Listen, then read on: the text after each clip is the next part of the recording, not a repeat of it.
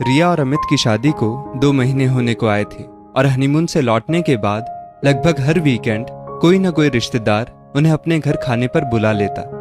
रिया और अमित दोनों के पिता बेहद सफल बिजनेसमैन थे। एक ही शहर में मायका ससुराल होने के कारण रिश्तेदार भी दोनों तरफ के ढेर सारे थे, इसलिए जाना भी जरूरी हो जाता था। रिया स्वभाव से मॉडर्न लड़की थी, नाजों से पली, अपने माता पिता की इकलौती बेटी, जिसे बिन मांगे हर चीज मिली। कमी तो अमित के घर में भी किसी बात की नहीं थी, लेकिन उसकी माँ विद्या जी ने उसे बेहद साधारण तरीके से पाला था। अमित के पापा रमेश जी अपने दम पर छोटी सी दुकान से कई फैक्ट्रियों के मालिक बने थे और अपने संघर्ष के दिनों को दोनों पति पत्नी नहीं भूले थे। कैसा रहा कल का खाना रिया? अगली सुबह रिया की सासू माँ जिज्ञासावश पूछ बैठी।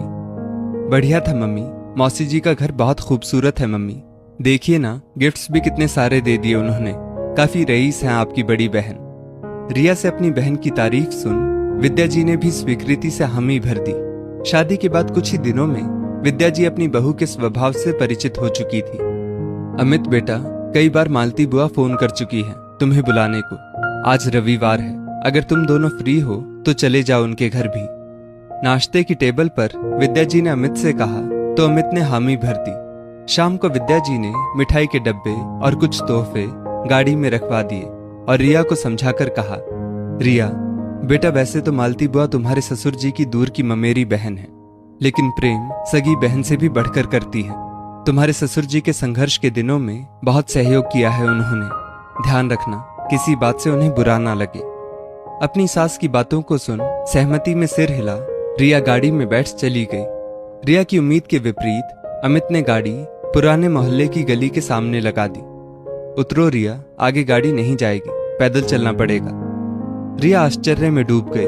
आज तक तो जिन भी रिश्तेदार के घर गई या तो वो बेहद अमीर या अच्छे खाते पीते लोग थे। ऐसे गली में कौन सी बुआ रहती है अमित? बहुत प्यारी है मेरी मालती बुआ, उनकी गोद में खेल बड़ा हुआ हूं मैं रिया। अमित की बात सुन रिया ने कोई जवाब तो नहीं दिया, लेकिन रिया को इस तरह गंदी गली में पैदल चलना बिल्कुल रास नहीं आ रहा था। कहीं बच्चे भाग रहे थे तो कहीं टपरी पर चाय पीते लोग अमित और रिया को घूरे जा रहे थे। मालती बुआ ने जब अमित और रिया को अपने दरवाजे पर देखा तो खुशी से बावरी हो उठी। भागकर आरती की थाली ले आई, नए जोड़े की आरती उतार ढेरों आशीर्वाद दे अंदर बुलाया। साफ सुथरा 2 कमरों का छोटा सा मकान था बुआ जी का। 4 कुर्सियां और एक टेबल बैठक नुमा उस कमरे के कोने में थी। बुआ जी ने दोनों को वहीं बिठाया, तब तक फूफा जी भी आ गए। रिया को उस छोटे से घर में बहुत घुटन हो रही थी, जो कि उसके चेहरे पर